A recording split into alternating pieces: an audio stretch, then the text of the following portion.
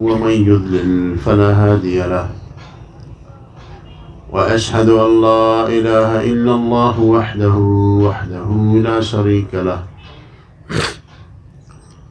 وأشهد أن سيدنا وسندنا ومولانا وشفينا ورحمتنا محمدا عبده ورسوله وصفيه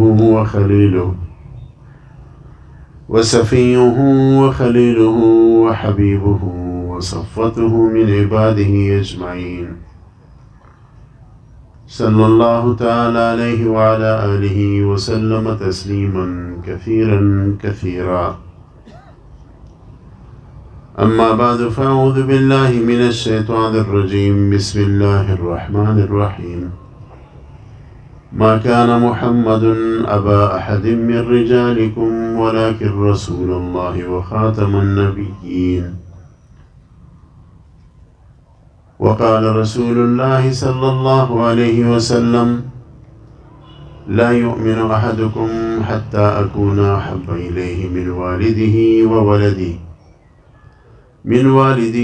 وولده والناس أجمعين، أو كما قال عليه الصلاة والسلام: ألف مرة وبعدد كل ذرة. والحديث رواه الإمام المبجل أمير المؤمنين في الحديث أبو عبد الله محمد بن إسماعيل الجعفي اليماني البخاري رحمه الله تعالى في جامعه الصحيح. قابل صدر احترام صدر مجلس، په دې عظیم الشان جلسه کې په سټیج باندې تشریف فرما ډېر معزز علماء کرام او زما مخامخ تشریف فرما د اسلام ډېر محترم او ډېر درنو او ډېر معزز مسلمانانو، زه خپل سعادت ګڼم چې الله رب العزت په دې ښایسته جلسه کې د حاضرۍ توفیق راکړي، او پکار ده چې دا تاسو حضرات هم سعادت وګڼئ. د دنیا د مقصد دپاره موږ دلته نه حاضر شوي، نه په تاسو کې د چا د پیسې لالچ دی، نه د ځمکې د ګټلو د دنیا د ګټلو لالچ دی، بلکې د رسول الله صلی الله علیه وسلم سره د مینې د اظهار دپاره موږ دلته راغلي، او د داسې جلسې چې هغه د ناموس رسالت دپاره منعقد وي او هغه د ختم نبوت د یو اهمې عقیدې د تحفظ د کلکوالي د اظهار دپاره منعقد وي، نو د دې د ټولو نه غټه فایده دا ده چې د قیامت په سخت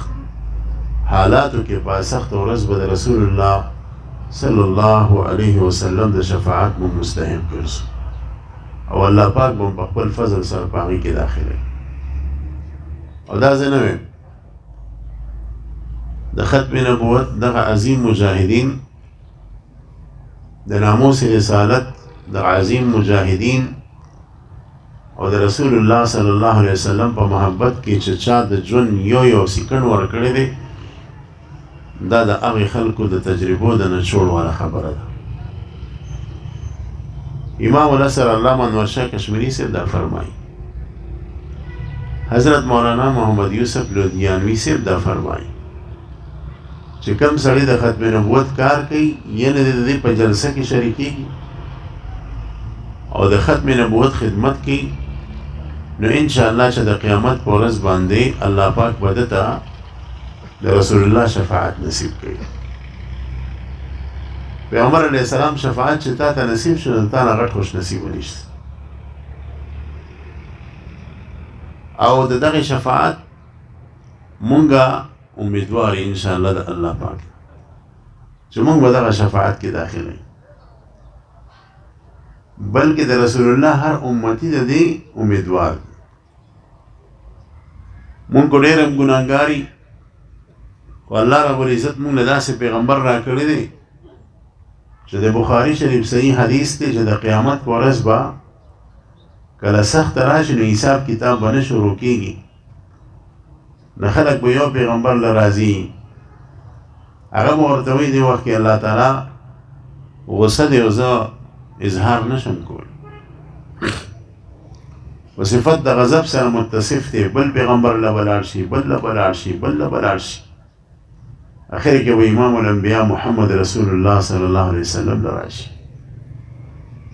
پیغمبر علیه السلام ته به درخواست وکړي چې تاسو د الله په خدمت کې درخواست وکړي چې دا حساب کتاب شروع کړي، ځکه موږ ډېر زیات تنګ یو. پیغمبر علیه السلام وفرمایي انا